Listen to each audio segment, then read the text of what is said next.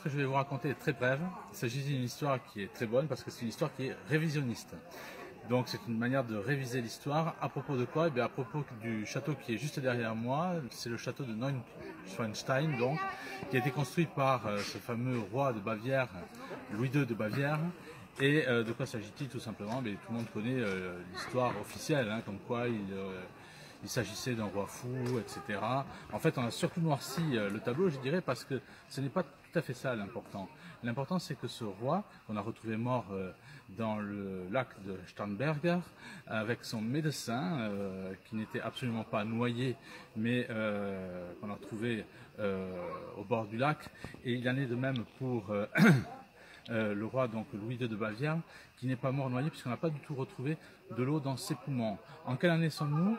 Nous sommes le 13 juin 1886 et le médecin légiste qui a la charge d'autopsier le corps du roi, il s'agit de Rodolphe Mag, et il dit tout simplement qu'il n'y a pas du tout d'eau dans les poumons du roi, mais une balle dans son dos. Donc ça contredit tout à fait l'histoire. Et pourquoi? Tout simplement parce que Louis II de Bavière est un roi qui est catholique, hein, qui s'oppose à l'union avec la Prusse, qui est protestante et surtout maçonne.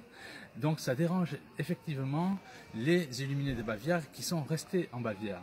De quoi s'agit-il? Les Illuminés de Bavière, c'est une secte satanique qui a été ourdie par la famille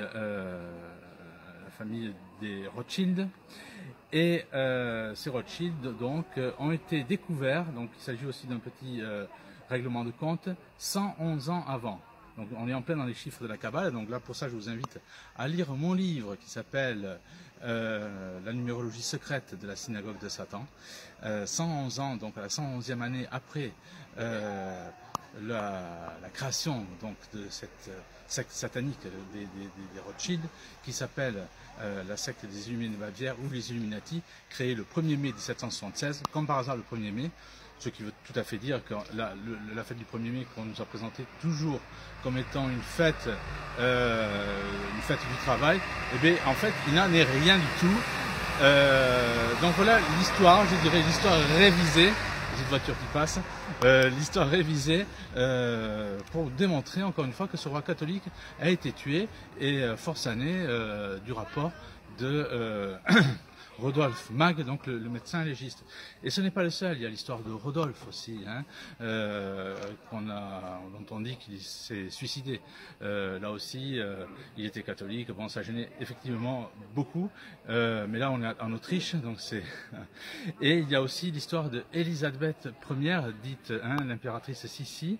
Et bien qu'est-ce qui se passe avec elle? Donc pour le roi, je parlais du 13 juin 1886. Sissi, sa cousine, c'est en 1898. Et plus précisément le 9 septembre.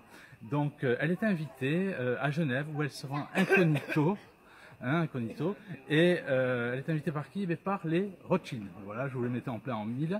Elle est assassinée par un anarchiste qui lui plante un poinçon et qui entraîne sa mort. Donc on voit à travers Élisabeth Ier, à travers le roi, son cousin, le roi de Bavière, Louis II, que l'histoire est toujours mystifiée et que chaque fois, comme par hasard, on retrouve les mêmes, c'est-à-dire ce clan des satanistes avec les Rothschild qui sont toujours en train de tirer les ficelles et de réécrire l'histoire. Alors bon, c'est vrai que ça marche la plupart du temps avec les idiots, mais il y a quand même des gens qui réfléchissent un peu et qui trouvent que bon, quand même le rapport d'un médecin légiste qui ne trouve pas du tout d'eau dans les poumons de Louis II de Bavière, mais plutôt une balle dans le dos, où on retrouve aussi le médecin on va dire personnel de Louis II de Bavière qui est mort au bord du lac, dans le Starnberger See, c'est quand même quelque chose. Donc ça pose des questions. Et c'est tout simplement donc au détour d'une visite de Neuschwanstein, donc je voulais vous entretenir de ces questions-là pour vous dire que il ne faut pas écouter la version officielle sur la mort de Louis II de Bavière, qui n'était pas un roi fou comme on le présentait, mais un roi catholique qui s'opposait tout simplement à la Prusse protestante et maçonne, et c'est pour ça qu'il a été assassiné par les Illuminés de Bavière.